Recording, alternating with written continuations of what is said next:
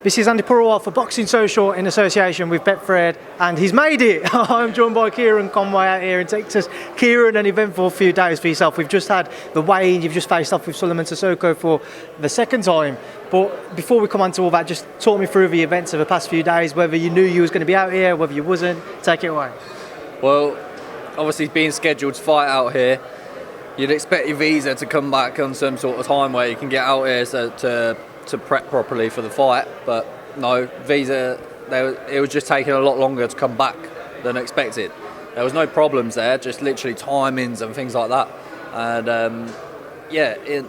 in the end, I got it, got straight on a plane, literally 2 hours after I got my visa, got on the plane, got here, settled in nicely. I was already sort of prepping anyway, like moving my times of food, training, sleep, I was moving that, so it weren't too bad to adjust. It weren't too much of a problem, to be fair. Got here, had a nice sleep, got my training sessions in, got the weight down, and all good to go. I feel good. I've had a really good camp as well, so there's not really any troubles, because now I'm here, everything's so fast on me, so there's loads of things to do. So I've always got something to do, and I'm going to continue that pace when it comes on to fight night. Before we do come on to that, I just want to touch on the nutrition side and trying to get your weight down. I imagine it would have been a lot easier if you had at least a few more days out here just to kind of adjust. Did it impact you? Has it been a little bit tougher just to kind of manage your weight? And did you ever at one point, whilst you was waiting to come over, think, should I just let myself go and have a little treat? The treat thing, I'm strict on myself. So like I got down to 6% body fat.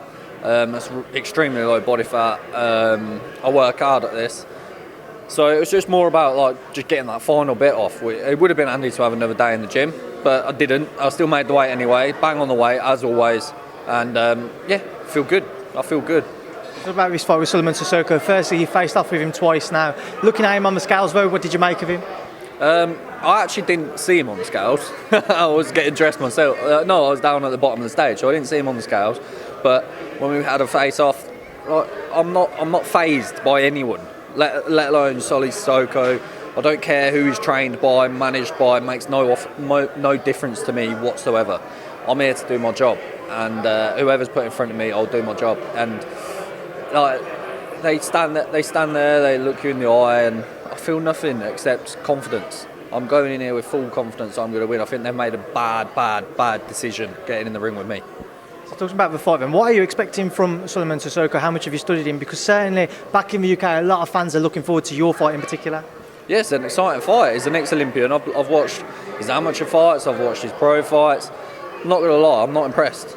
I'm not impressed. And like I said, I think they've made a mistake taking this fight. I think it's come up too early for him. He's getting on his career, and he's got to take these sort of fights now. But I'm fully ready to go. I've had difficult fights, I've had tough fights. He's been hands-fed every single one of his opponents. Like some of them literally haven't even been boxing. They've got off the sofa to fight him. Do you think if you was to win in emphatic fashion on Saturday night, then listening to the way you talk, it seems like that's what you intend on doing? It puts you right back in the mix of Ted Cheeseman and Anthony Fowler, or at least your name will be mentioned in and amongst those. Scott Fitzgerald coming back as well. Do you see one of those guys being maybe your next opponent? Winning this fight puts me above that. Like then I call the shots. At the minute, I'm still stamping my name there. I'm winning fights, they're winning fights, but this is one of them fights. I've not ducked and dived from anybody.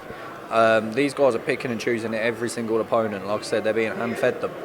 I'm not. I'm here taking these fights. I'll take every single one with full confidence.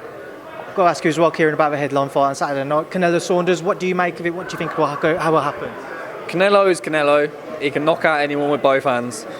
But Billy Joe Saunders is Billy Joe Saunders, and he can make it a hard night for absolutely anybody on this planet on his night. So I guess it's whoever turns up, whoever wants it more, whoever turns up, whoever's got the best strategy on the night.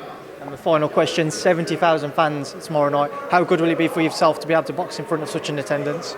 Unbelievable. This is what, like, when I was coming up through the ranks telling, on these small hall shows, not making no money for fights, losing money to fight, this is what I told everyone I was going to be a part of. And this is not the end. I didn't only come here to only come here. I've got a lot more to come, and I'm going to keep working, and hopefully that will come reality soon. Kieron, best of luck tomorrow night, and I'll speak to you again soon. Thank you for speaking to Boxing Social. Nice one. Thank you very much, man.